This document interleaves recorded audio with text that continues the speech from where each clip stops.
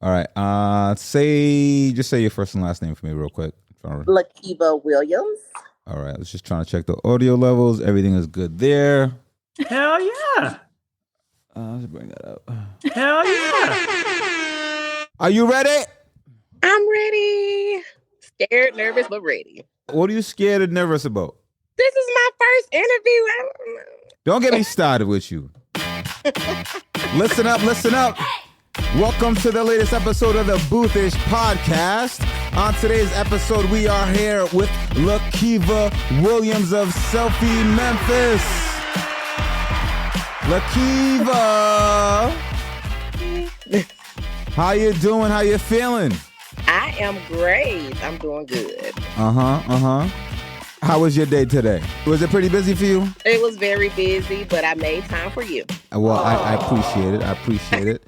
I've been watching your socials. I see how you're lighting things up with your venue. You got Trap Bingo going. You got Selfie Memphis killing it, and you've told me of your other side hustles that all kind of come together. And I wanted to bring you on here today to talk about it all. All right, let's go. So Lakiva, you are from Memphis, obviously, right? Memphis, Tennessee. Yes. How did you get into the photo booth biz? Oh, actually, I attended Kevin Hart concert, and he had multiple photo booths around the FedEx Forum during his concert. So I was intrigued, wanted it for my birthday party, and realized we didn't have anything like it in Memphis. And I did a lot of research on it, and I went forward with it. So you saw it at Kevin Hart's event, and you were intrigued. What is it that intrigued you about the photo booth? It was just the entertainment part of it. He was doing animated GIFs at that time, doing his concert, and I just seen it. It wasn't here. It was so much fun. I had fun with it, so I knew everybody else was. So you went out on a search to try to get your own booth. Nobody was there. So what happened? A booth just magically appeared in your lap? How did you start this up? I'm gonna say no one in my community. Okay. So I hung out a lot, went out a lot. Now, let's define it. What do you mean by your community? The Black community. Okay, So, all right. so the Black community here in Memphis, Tennessee, we didn't have photo booths. When we thought about photo booths, it was more of what's in a mall. You know, those type of photo booths, not an open air photo booth that you're having at birthday parties, weddings, social events. So I took it upon myself. I did a lot of research, and I was like, hey, I'm just going to move forward with it. Talked to my husband about it and did it the same day. Same. Wait, hold on. Wait. No, not same day. What do you mean? Like, how much research did you do? I did 1 day of research. What? Impulsive like a mother lover, huh? I'm a very impulse spinner. Yeah. So if I see something and I'm interested in it, I just go for it. Wow. 1 day of research. What photo booth did you buy? I bought the Selfie Station traditional print booth at the time. Okay. And Selfie Station, I mean, they were the ones, I think they were the ones that they were doing like a lot of radio ads. Is that how you found them? When I purchased, they wasn't doing as many ads. Yeah. But they did as a year or so went past. It was a lot of radio ads, a lot of Facebook ads. So yeah. They went hard. So you did 1 day of research on the Selfie Station. Did you only check them out? Like, there've got to have been other people that you looked at. So I looked at other booths, but the Selfie Station stood out to me. It looked like a huge iPhone. So It was really dope. I didn't see anything like it. The screen was huge. Yeah. And it was a package. It was a turnkey package. And what does that mean? Like, what did they give you with that? It included the photo booth, the printer, a roll of paper. It included a backdrop and the stand with it as well. Okay. So the camera, everything I needed to get started with the company, it was in that package. So was it important to you to have something as a package? Like, why not just get the booth and then just go find all this other stuff on your own? Because I wasn't experienced enough to do all that. So it was very important to have everything I needed, one-stop shop. Wow, I'm just shocked that you just did that all in like one day. One day. You're like, let's go. What did you envision could happen once you've, bought this booth? Like, how did you imagine things to change? I didn't. Actually, I always had a 9 to 5, and I didn't know what type of industry it was. I didn't know how big it was. I didn't know anything about it. I didn't even really know the price structure of it Mm. until I actually received the booth and did a little further more research on pricing. So the company actually assisted me with the pricing. What do you mean? So they helped you figure out how much you should be charging in your particular market? Correct. Okay. Well, I just went off their pricing. So yeah, they helped me, and we went from there. What was their pricing? What did they tell you to do? $500 at that time, $500 for 2 hours, $675 for 3 hours, $850 for 4 hours. Okay. And went at it, and it worked. Well, did you stay with that pricing as you like evolved, or with where that are you now? Yeah. Okay. With that booth, I still have their pricing. Okay. All right. So how did you get your first couple of events once you got the Selfie Station? My first event, I did my friend's daughter graduation party. It was a month later after I received it. I did it for free, and it was horrible. It was Why? horrible. What was horrible about it? The picture quality was horrible. The design was horrible. And I was like, yeah, this not it. Okay. So I had to do a little more educate myself on camera angles and everything like that. All right. So did you do anything to prepare for that first event that you knew that you were going to have? I thought I did. Okay. I thought I prepared. I took the pictures. It was more of glory. Okay. It's just first event problems. So looking back, I guess just you looking back and saying, "Hey, that was trash." As that first started out, it was trash. Yeah, I mean, I think a lot of people go through that phase. So I mean, that's acceptable. It's part of the process. It was trash. So you did that. So you did that first free event to learn everything. How did you go about getting more and more clients at that beginning phase? What I did was I actually started doing. We had like Black business pop-up shops, the Sisterhood Showcase. I started becoming part of those pop-up shops. So I did 2 of those, and after that, it was Murder She Wrote. Oh wow! People it's just been a lot of word of mouth. But from those 2 events. What was it about those 2 events that did it for you? You know what? Because it was something new. Memphis didn't have it. So people was intrigued with, they was intrigued just like I was when I first seen it. Yeah. So it was an open lane for Memphis, Tennessee in the Black community because we didn't have it in baby showers, weddings, birthday parties. We didn't have photo booths at that time. And I started in 2016. Yeah. That's a really interesting, that's a really interesting way to like approach things. And, people always talk about like niching down, but there are various ways that you can niche down, right? Sometimes people say, hey, focus on corporate, focus on social, focus on weddings, focus on birthday parties. But you can also niche down within your community, right? If you've got a large population of people that are there and they're not being serviced in particular, that is definitely a way to put your foot in the game and to really, build things out. I was amazed. I didn't know that it could be what it is today. I had no idea. It was just pretty much a side hustle for me, just extra money at that time. Yeah. All right. So things kind of took off for you from there, but you were still working your 9 to 5 all at the same time, right? Yeah. What were you doing for a day job for your profession? I was a contact representative at Internal Revenue Service. You're the feds? Whoa. Yeah. I didn't know you're the feds. Oh my goodness. Unfortunately, yeah. I was at Internal Revenue Service. Yeah. Okay. For almost 15 years. Wow, 15. Yeah. And okay, and so how was it managing working your 9 to 5 and then still having the photo booth on the side? It's every year it got harder and harder. I'm gonna say that every year it got harder and harder, especially being a 1-person show. So what was hard about it? Managing, Internal Revenue Service alone is a hard job to do. Yeah. So on top of that, have to get off work on the weekends, work during the week, still be a mom, still be a wife. It was a lot of struggle. What did you do to manage all of it? Because, you stuck around, so you found a way to manage it. What did you do? I started finding automated systems to help me out. Okay. I found a booking site that, not a booking site, I'm sorry, a schedule or calendar for me to keep up with my clients, their email addresses, phone numbers. Can we get a name? 17 hats. 17 I hats. use 17 hats. Okay. And it pretty much keep up with everything. Even the amount of money that I bring in for the year keeps up with that.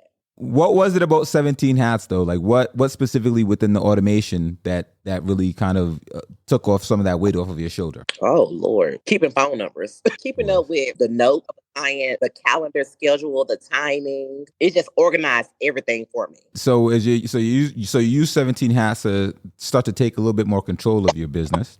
At what point did you hit six figures in your business? I seen me going to six figures in 2018. 2020 was my first year of six figures. So was it just the momentum of everything that you were doing previously, right? No. Let me rephrase that. All right, so you hit six figures in 2020, but when you first started your business, you were the only company doing it. And 2020, I can't imagine you were still the only company still servicing the Black community. Or was that? Well, I wasn't the only company doing it. I was the first Black woman in Memphis doing it. Okay. It was maybe one or two other companies that was doing it, but it wasn't in my community. But even still, though, right, with the Black community, were you still in 2020 the only Black woman still servicing that particular demographic that you were targeting? No. Okay. They start coming 2018, 19. They start coming. And so, how did you continue to grow and separate yourselves from these companies? I focus on my design. With my company, I noticed that a lot of people don't focus on that. They really don't care. Mm. I care. And I want my company to look more like graphics and look more like event flyers. And so that's what I focus on. Okay. So you mean like the overlays? Is that what you're referring to? Overlay. And I do focus on, I just try to be innovative. So every year I try to bring something new. I try to keep up with the trends. And I go from there. Okay. So a lot of people that's probably just coming out, they have maybe a print booth and they just keep that or just have one booth. Every year I'm doing something different. Yeah. Okay. So what's the biggest thing that you're doing differently this year? Well, this year I just added on an LED wall to my rental photo booth business. Oh, wait, hold on. Wait, we're going, maybe I got to back that one up. I don't want to get to the venue yet. And and all the crazy stuff that you're doing there. So let me rephrase it by saying this. Okay, so you were working for the feds, even still going through 2020. But what struck me about you, Lakiva, is that when did the pandemic hit? That was 2020. So you were working full time up until 2020, and in the midst of the pandemic, you had the audacity to quit your job, Lakiva. 2021 of last year, I quit my job. 2021 of last year, you quit your job. And still in the midst of the pandemic. Yeah. Why? I made 4 times the money. It didn't make sense. I could just put more focus into my own business. I was making more than I made working a 9 to 5. Yeah. And you also, but how was your business still kicking ass in the middle of the pandemic? I think that's really what I wanted to ask you. Because there's supposed to be no events, Lakiva. So what do you know that I don't know? Well, what I did was, if you notice that most people stopped posting during the pandemic. If you go to probably anybody's page that was in the industry, they wasn't posting. They was at home relaxing. Me, I was still posting on my page. I was still posting events. I was still keeping myself relevant because I know events was going to come back. So when events came back, I knew, hey, you're going to think about Selfie Memphis because Selfie Memphis still been in your eye. You still been seeing Selfie Memphis down your timeline. So I never stopped. So you being active and just remaining active on social media, getting ready for people to come back and party again is what kept you in those eyes. So all your other competitors had stopped posting at that time? Stopped posting. They wasn't posting anything. Some had 3 or 4 months of nothing on their business page. What did you know that they did? Well, hold on. How about this? Why do you think they stopped posting? Because they thought it was over. I don't think they looked into the future, and they got relaxed. I'm never relaxed. So you didn't think COVID was going to kill us all? No. No? I thought it was a zombie apocalypse. I didn't know what was going to happen. You know what? No. I still seen events. I was out maybe that first when they shut the whole world down. I think it was March, April. Yeah. Once May and June hit, it was over. I was working straight. Wow. So Memphis only shut down for like a month, and y'all were like, we're back. Memphis is in the South, kind of like Atlanta. So yeah, really didn't shut down. Yeah. Atlanta was still popping all through it. We were still popping. Texas too. But it was more smaller events. So it wasn't a lot of bigger events. They was having smaller, intimate events, and they was still booking the photo booth because it's still photo entertainment, and you did it. So you got to the point where you were making 4 times what you were making at your day job, and you were like, there's no point for me to be here. I'm just going to do this full time. Yes, so I can make more. Were you scared at all when you decided to make that jump? I was very scared. I was very, very, very scared. But after the first month, that I was like, oh, well, this is working. Yeah.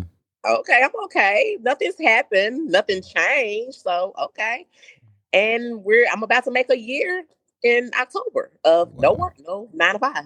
Congrats. Yeah. Let me ask you this. With all of the things that you've been doing, I guess from the start, so you started with, doing those networking events, we'll call them, and finding a lane, catering to a specific, to your audience. How are you now still continuing to grow your business? You know what? It's just more of being different. Well, hold on. But you can be different, but people still have to find you. They still have to find you. So how do they find you? It's a lot of word of mouth with me. So in Memphis, we have a company called Memphis Flyer. They have about 13 to 15 festivals a year.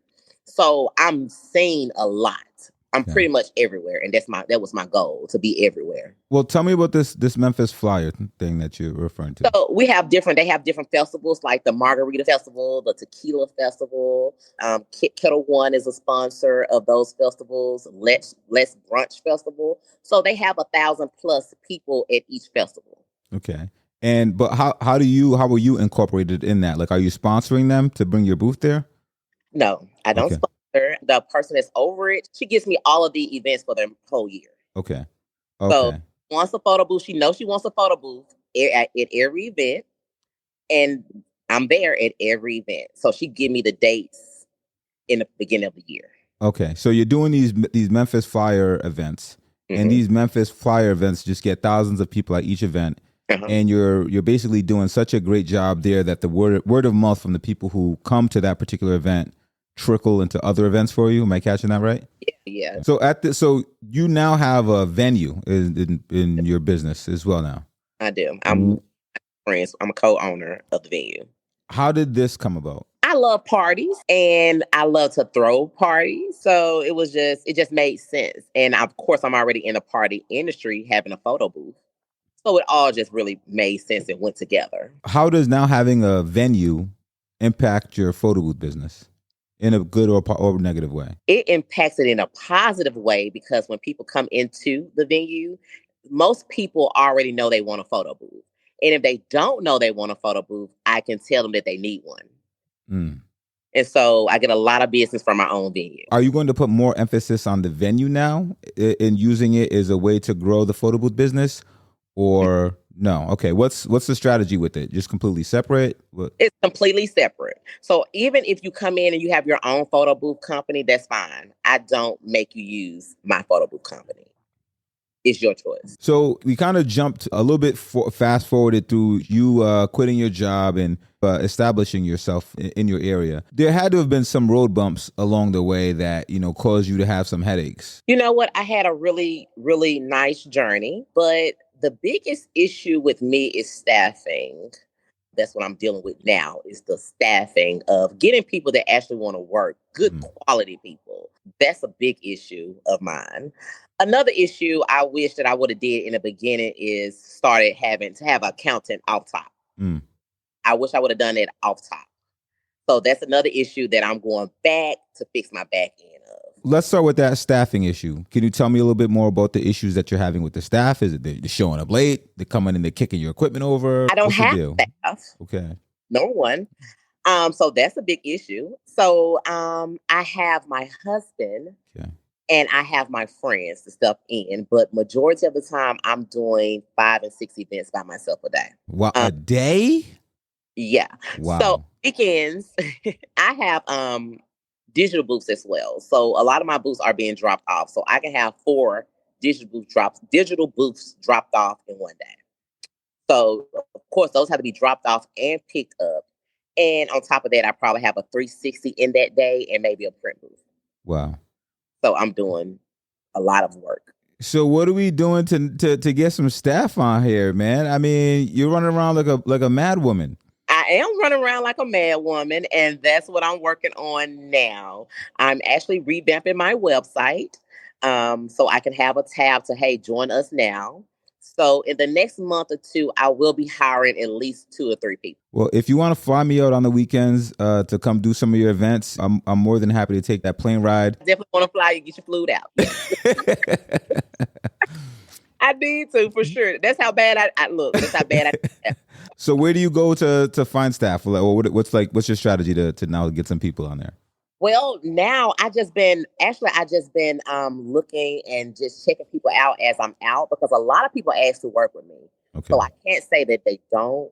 But I have found some really good quality people at church and at the hotel. Yeah. I'm at the hotel a lot doing bookings, and they are some really good people to work with. That makes sense. I mean, they're in customer service. They deal with people all the time anyway. That actually seems like a natural fit. Natural. I actually found a girl that's 17 that I actually going to do an interview with next month. Yeah. And she runs the social media part of the church. Okay. It just makes sense. Yeah. to have her. So would you be bringing her on to like do events and then also do your social media, or like what would the goal be? I want her to run the social media part of it, keep it interactive on my social media page, and I also want her to do events as well. Okay, all right. So the other issue that you said that you bumped into is you wish you would have did the accounting a little bit differently as you started off. Like what kind of issues did you have there? Moving into a new tax bracket. Okay, yeah, more money, more problems. More money, more problems.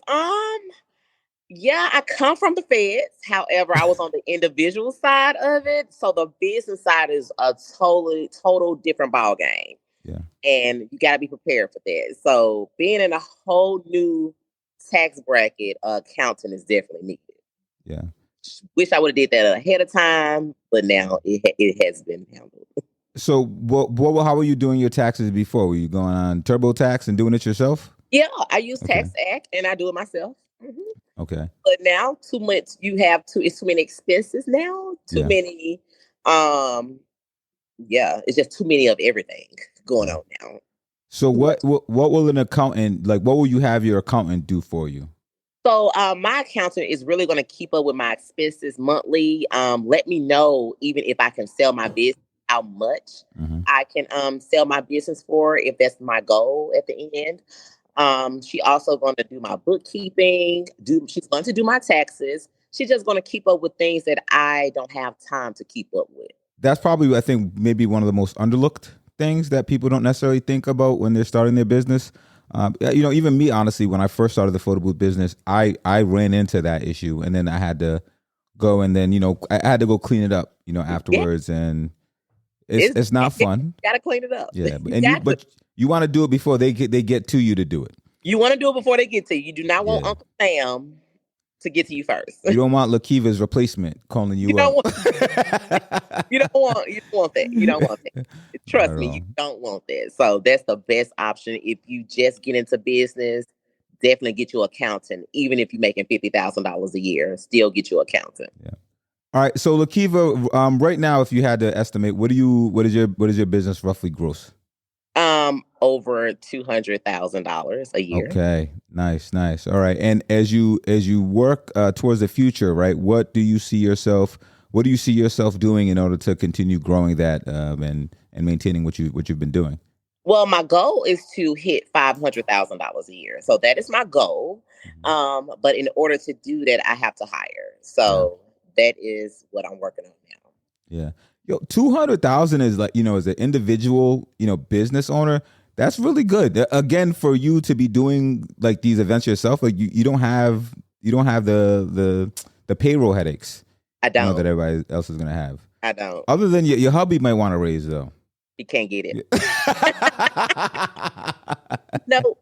No. We have a commercial cleaning business too, so that's it. All right, Lakiva, I'm going to read something to you, all right? Okay. And I want you to tell me, first I want you to tell me who wrote it, and then I want you to tell me what it means to you, okay? Okay. You ready? Mm-hmm. Y'all start a business and scream cheapest in the city. How the hell are you making money if you the cheapest? You might as well not start a business. I'm never buying from the cheapest person because that means you are lacking something somewhere. I don't want a cheap nail tech, hairstylist, boutique, shoes, decorator, or foods. Heavy on the shoes, decorator, and food. You just had to do that, didn't you? You had to do that, Who right? Who said that? Lakeeb, I said that. I said that. Where did that come from, Lakiva? Well, This was from her social media, by the way. I ripped it off her. She posted it last night, and I was like, "Oh, this is funny." No, it's not funny. I gotta bring this up. Here is a lot of us get into business, even with the 360s. So many 360s has gotten. People think the photo booth is just 360s now. They don't even know about any other photo booth other than the 360. But people lack confidence, and they think that they can't charge the real rate instead of doing the research. Excuse me. And I just tell people all the time, you don't have to be the cheapest. The cheapest, no one wants to purchase the cheapest. It's an audience for everybody, of course, but you should always want to come out to be the best, not the cheapest. The cheapest don't have the quality. So why do you think that most people kind of start with that, let me be the cheapest in the area mindset? I think because they just want to get out and show that they're working. I think they don't really understand the business aspect of things. The point is to make a profit, not to just do it for free. Okay. And I think a lot of people don't research. I think they look at the entertainment and the fun part about it instead of the actual business side of it. Okay, so what if in a scenario where someone is, let's say they're working a very mediocre job, right? They're making, let's say $13, $15 an hour. They saved up enough to go and get their 360 photo booth or their iPad photo booth or whatever it is. They were able to save $5,000 to $10,000. Now they've got their booth, right? For them to make $200 for one whole day, that's completely different than what they were, getting before. It is. How do you tell someone that, hey, charge more when they're already up? Easy, charging because you didn't create the industry. It's still an industry standard. So if you see Sue charging $500 an hour, why would you come and charge $75? You working harder and she's working smarter. It doesn't matter because it's more than you bringing in at your job. The goal is to become a company and not a hustle. Ooh, the goal is, say that one more time. The goal is to become a company and not a hustle. Bars, okay. But you've got to either A, come into it with that mindset. You have to. Or B, develop that mindset. Because I think a lot of people are starting it off as a hustle. A lot, but you know what? I started off as a hustle. Me too. But I started off as a hustle, but I was never cheap. But I can also say that I had the 9 to 5 and I had the company. So whether you booked me or not, I was still going to get my 9 to 5 income until I built my clientele up. Then I can quit. But if you're not going to pay my rate, I'm not going to come to your event. Yeah. And it's okay for you to move on to the cheapest person. And I think what you're essentially saying is don't be thirsty. Don't be thirsty. If you just starting off and you get one booking a month, that's amazing. You use that one booking to get better each time. And if your quality there, you can charge what you want, but at least do the industry rate. At least. I don't care about what the industry is doing. The industry isn't doing anything for me. Why would I care? Why would I care? What's the point of getting into the business? Because I'm trying to get some bread. I don't care about everybody else. Like, okay, they're charging $1,000 per hour. I don't care. I don't need $1,000 per hour. I'll take this 200. But you want the person that's charging $1,000 an hour to teach you how to charge 75.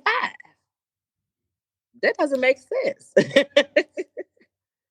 Say that one more time. You want the person that's charging $1,000 an hour to teach you to charge $75 an hour. Why would I charge? My bad. I think you want to fix that. No, I don't. Cause wait. I'm trying to make it make sense. Because I want the person to teach me how to charge less. Yes. So you have people, like for instance, that's charging $1,000 an hour, but the new people coming in charging $75 an hour, but they going to the people that's charging $1,000 an hour for information. Okay. All right. You want me to teach you? I had a dumb ass moment. I don't even have do I have a sound effect for that? I'll hit him with that. Like, you want me to teach you though. Okay, so what you're saying is the people who are charging little are asking for advice from the people who are charging way more. Exactly. And then, but you're gonna take that advice and then still charge. You want people to help you improve your quality, but you're still gonna stay bottom barrel. All right. You can tell them everything about the business, but don't tell them how much to charge. They get offensive. They take offense. Why? Well, even on the groups, they was like, hey, that's not my market. My market can't get this. My market can't get that. And I tell people all the time, you guys, I am in Memphis, Tennessee. Poverty at its best. If I can get for $360, $500 plus an hour, you can too. So let's say I'm a new 360 photo booth owner, and I'm looking at it and I'm saying, okay, I want to be able to charge $500, $1,000 per hour, whatever. What are some of the things that I should be doing to position myself to be in that price range? Well, if you want to be top quality of 360s or even just a photo booth industry, your aesthetics needs to be up to par. So especially with what do you mean? I gotta get my nails did? No. Well, we can use nails. I just mean about just present yourself properly when you're at an event. You know, make sure your setup is professional. The way you're dressing is professional. I mean, but if I'm going to do somebody's party in their backyard, does it really matter if I'm showing up in shorts? Well, that does matter. But I was at a wedding and I seen someone with a whole back out shirt on, and it was a upscale wedding, and they had a whole back out shirt on with some shorts. It's just a way that we should present ourselves when we trying to get this money. But it probably a lot of that probably comes in for the fact of it might be somebody's like first, let me not say like real business, but maybe like the first thing that kind of like they saw taking off and getting success. Yeah. Because even when I first started, I've had like all different types of businesses, and the photo booth for me was like the first thing that like really hit, 9-10 years ago, however, 12 years ago when I first 10-12 years ago when I first jumped into it. But yeah, definitely going to somebody's wedding. Yeah, I mean, you should want to dress appropriately. You should want to. But I notice that a lot of people don't know too. So I think we don't educate a lot in the photo booth industry. I think everybody is each person for themselves. So I think the photo booth industry definitely can use some education with a lot of things. Yeah, we go to PBX, of course, but I don't think it needs to be more hands-on. But for it to be hands-on, right? You've got people who would be essentially, like you said earlier, training their competition. That's true. Why in the world would I want to go and train the next person to be better when like you said they're gonna go and undercut? But you know what? And that's the thing. If you really can't determine people pricing, so that's true. You can't. But I just really hope one day that everybody could be on one accord, because if it's 100 people with 360s or photo booths charging the same price, they're gonna have to pay regardless because you want it. Yeah. Just like Louis Vuitton, just like Gucci. You're paying for that They're Yeah. not going in. They're not changing their prices. They're going up. Yeah. They're going up. Facts. Yeah. And we got inflation going. I just filled up my Inflation tank the other day, $6 a gallon. Inflation is real. Yeah. But we instead of and also educating us, we have to educate our clients because I've noticed that our clients don't even know the real pricing of photo booths. They don't know Why? because there's so many different pricing out there. I think that's one reason. Yeah. I think a lot of people are not. It's so many people that haven't even played with a photo booth before. It's still people out there that don't know what a photo booth is. Yeah. And then when they come for the first time, they don't necessarily know what to expect in terms of pricing, and we're setting that for them. We're setting that. But if it's all over the place, if you have one person charging $1,000 an hour, you have another one charging $500 an hour, and then you got someone charging $75 an hour, it's just confusing. Yeah. But so let's say, but for you, right? It doesn't matter if you've got your competitors who are charging $100. Well, you know what? Let me ask it this way. So for you, how does it affect you in any capacity that you have people in your area that are charging $100 an hour? Well, you know what? At first I said no. But now, since prom season has happened, I noticed it affected me because I normally get the proms. And this year, all the children wanted 360s. However, I was the highest 360 in the city. Mm. So I didn't get any of the 360 proms this year. It didn't stop my business because, of course, I got other business in place of that. Yeah. But I still would have liked to have done it with the children. So is there anything that you can do with that? Like change my price? Oh, I mean, you tell me. No, it's nothing because with the school systems, it's a little different. They don't know, unless they work with you and they just automatically, like I have some people in the school system that just going to automatically use me. I have those people. Okay. But you also have those people that have to put in a PO, which they go off the lowest price. Okay. So they're not actually looking at quality. They just looking at the lowest price. Yes. Okay. Yeah. And I mean, at the end of the day, you probably don't want those people anyway because they're not going to. I mean, you don't want them as customers anyway because they're not going to value what you do. Exactly. When I have noticed that my business just has been growing, staying strictly on my pricing, and I've been attracting the customers that I want.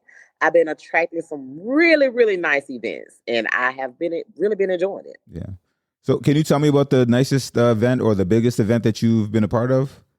Well, I had a few, but this past weekend, our hospital here did their 10th annual gala. And I would have never thought I would have seen Lakiva Williams perform. Oh, yeah. And so live, I'm like, wow, that was shocking. Yeah. So it was Lakiva Williams, the Four Tops, the Pointer Sisters, the Sled Sisters. It was. I saw that on your social. I thought you were partying. I didn't know that you were working. I was working. It was a 360. Yeah. It was a 360. And the weekend before that, this lady had a 40th birthday party, and it was a Kimchella. Oh, wow. Okay. But she had Pastor Troy, Mike Jones. She had a Dina Howard, Sunshine Anderson. It was huge. Yeah. It was huge. And you're able to get these type of events, though, because of my quality. Yes. My quality, for sure. Because even though I have people that have booked me before, and they have in smaller events, they go book a cheaper 360. Mm-hmm. But with their quality events, they like, hey, no, I'm booking you for this. Yeah. And I respect that. Because I really don't want to be in the backyard. Yeah. So I respect it. Yeah. All right, Lakiva, as we end this off, if you were to start your photo booth journey all over again, you've got a budget. I've been doing $5,000. I'm going to say a budget of $7,000. What type of photo booth would you buy, and how would you spend the rest of the money? I would probably buy a 360. I would definitely buy a 360. As your first booth? As my first booth. Okay. Well, no. You say as my first booth. Yeah. If you're starting your whole business over, yeah.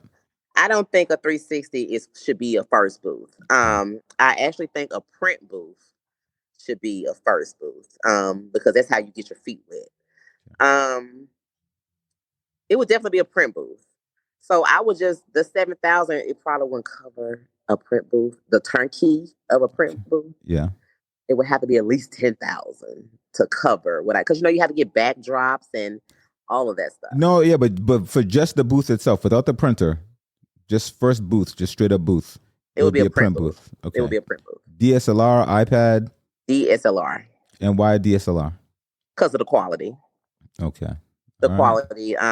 In any, you can always change wherever event you're at, outside, inside. You can always play with those settings to make it look good. Okay. And what would you do, I guess, in terms of shaking the tree to start to get your first business? I would just get out there and do like I did before, do a friend event. Okay. Mm-hmm. Do a friend event for your first event. I would do a friend event. I wouldn't do a stranger event for free. Okay. All right, Lakiva Williams, thank you very much for joining me here today. It has been a pleasure as always.